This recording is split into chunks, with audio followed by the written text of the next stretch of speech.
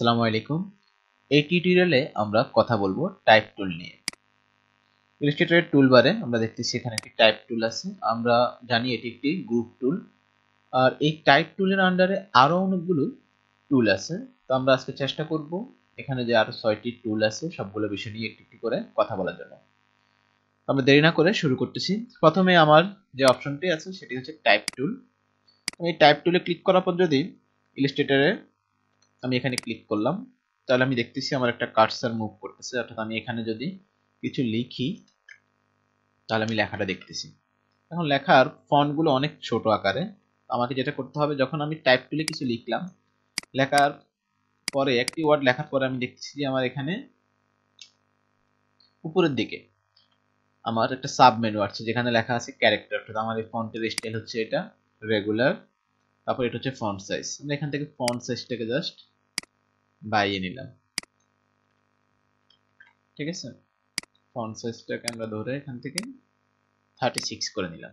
ওকে, আমি এখন দেখতেছি যে, বা আমি এভাবে ড্র্যাগ করে ফন্টটাকে বড় করে নিতে পারি।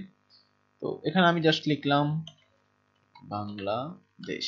ওকে, আচ্ছা, এটা হচ্ছে আমার ইলাস্ট্রেটরে আমি জেনারেল যে ওয়েতে আমি কোনো কিছু লিখবো সেটার ওয়েটা টাইপ টুল নিলাম, তারপরে কার্সারে ক্লিক করলাম, কিছু লিখলাম এবং এটাকে ইচ্ছা করলে আমি এভাবে ড্র্যাগ করে বড় করতে পারি।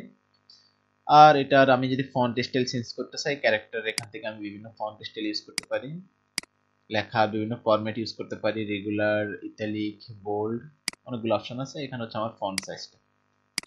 ওকে, তো এখানে আমি জাস্ট শুধু ফন্টের যে বিভিন্ন স্টাইলগুলো, যেমন type tool, area type tool, type on part tool, এই বিষয়গুলো ডিসকাশন করব। বাড়তি কোনো স্টাইল এবং ইফেক্টে যাব না, সেটা আমরা ইলাস্ট্রেটরের কোনো একটা টাইপ স্টাইল বা কোনো রকম টেক্সট বেস কোনো লোগোর প্রজেক্ট বা টিউটোরিয়ালে আমরা আলোচনা করব।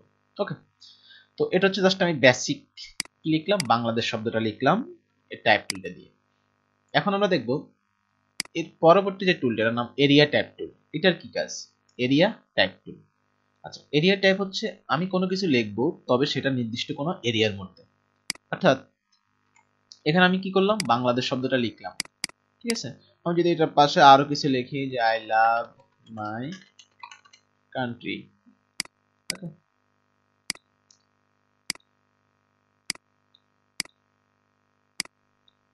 অর্থাৎ আমি ইচ্ছা মতো এখানে আমি লিখতে পারতেছি। এটা এরিয়াটা ক্রমান্বয়ে এদিকে বাড়তেছে, নির্দিষ্ট কোনো লিমিটেশন নাই, এটা এভাবে ক্রমান্বয়ে যাচ্ছে। যখন আমি কিছু লিখতেছি আমি দেখতেছি এটা এভাবে যাচ্ছে, ঠিক আছে।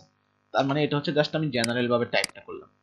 আর এরিয়া টাইপ হচ্ছে নির্দিষ্ট একটা এরিয়ার মধ্যে।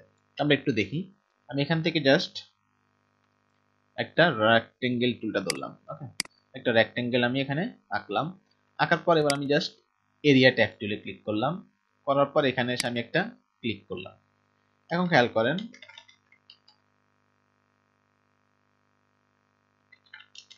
আমি লিখলাম আই লাভ বাংলাদেশ। ওকে, তারপর আমি এটাকে কন্ট্রোল সি দিয়ে কপি করলাম, পেস্ট করতেছি। এখন খেয়াল করেন, এখানে আমি যে লেখাটা লিখলাম, এই লেখাটা এই বক্সের বাইরে কিন্তু যায় নাই। অর্থাৎ কোন বক্সটা? আমি প্রথমে একটা রেক্টেঙ্গেল নিলাম, যে রেক্টেঙ্গেলটাকে আমি এরিয়া হিসেবে নির্ধারণ করে দিলাম। তো এরিয়াটা নেওয়ার পর আমি জাস্ট এরিয়া টাইপ টুল নিয়ে যখন ওই রেক্টেঙ্গেলের মধ্যে লিখলাম, আমার প্রতিটা লেখা কোথায় আছে। এখন আবার যদি আমি কিছু অ্যাড করি, দেখেন আমার এই এরিয়ার বাইরে সে যাচ্ছে না। ইভেন নিচের দিকে আমার এতটুকু লিমিটেশন দেওয়া আছে, লিমিটেশনের বাইরে সে যাবে না। অর্থাৎ এরিয়া টাইপ টুলটা ইউজ করে আমরা যেটা করতে পারবো, আমার দেওয়া নির্দিষ্ট কোনো এরিয়ার মধ্যে আমি লিখতে পারবো। এটাই হচ্ছে মূলত এরিয়া টাইপ টুলের কাজ।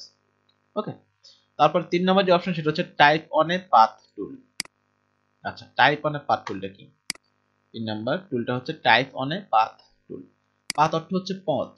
অর্থাৎ আমি তাকে যে নির্দিষ্ট পথ দেখাই দেব, এর আগেরটা আমি আলোচনা করলাম এরিয়া, আর এটা হচ্ছে পাথ। আমি তাকে যে পথ দেখাই দিব সে পথ অনুযায়ী ট্যাগ করবে। তো পথ তৈরি করার জন্য আমরা প্যান টুল নিলাম, তারপরে এটাকে স্ট্রোক কালার করে দিলাম। এখান থেকে করে আমি এভাবে একটা পাথ তৈরি করলাম। জাস্ট এটা হচ্ছে আমার পাথ, প্যান টুল দিয়ে মেক করলাম। এবার আমি এখান থেকে টাইপ অনে পাথ টুল নিয়ে এটার উপরে আমি ক্লিক করে আমি লিখতেছি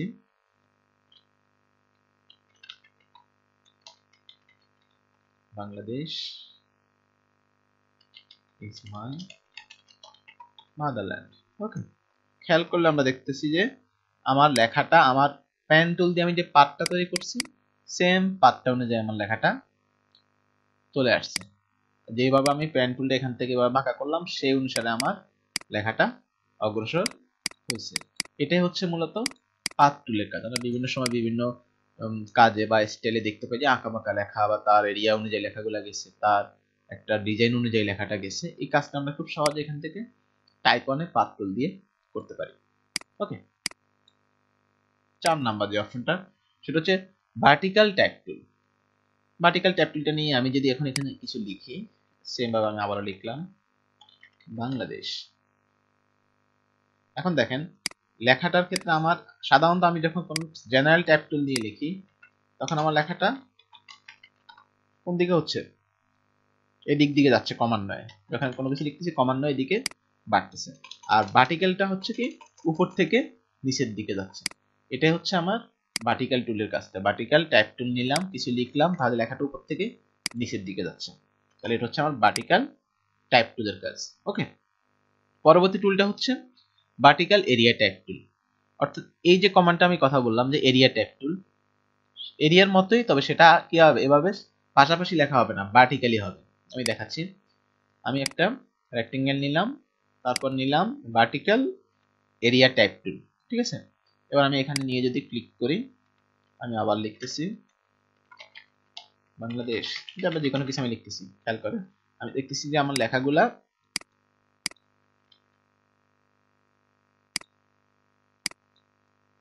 কি হচ্ছে ভার্টিক্যালি আসতেছে, অর্থাৎ নির্দিষ্ট এরিয়ার বাইরে যাচ্ছে না, এদিক থেকে কমান এদিকে আসতেছে, বাট লেখাটা ক্রমান্বয়ে এই যে উপর থেকে নিচের দিকে এভাবে আসতেছে, আবার এদিকে আসতেছে, এভাবে আসতেছে। তাহলে এটা হচ্ছে আমার ভার্টিক্যাল টাইপ টুলের কাজ। ওকে, এরপর হচ্ছে vertical type on a path টুল।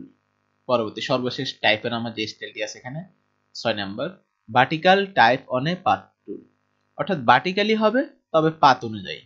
এখানে আমি যে কাজটা করলাম শুধু টাইপ অন এ পাথ, অর্থাৎ 3 নাম্বারটা 6 নাম্বারটা একটু ব্যবধানটা বলি। টাইপ অন এ পাথ লেখাটা পাশাপাশি হচ্ছে কিন্তু পাথ অনুযায়ী। এবার যেটা হবে পাথ অনুযায়ী আমি করতেছি, একটা পাথ আঁকলাম, আমি আবার একটা পাথ ড্র করে নিলাম পেন টুল দিয়ে। তারপর আমি নিলাম vertical type on a path টুল। এবার দেখেন আমি লিখতেছি বাংলাদেশ ইজ মাই, ওকে এতটুকু পর্যন্ত আমি লিখলাম, বা আমি আরো ফন্ট সাইজ ছোট করে লিখলাম বাংলাদেশ ইজ মাই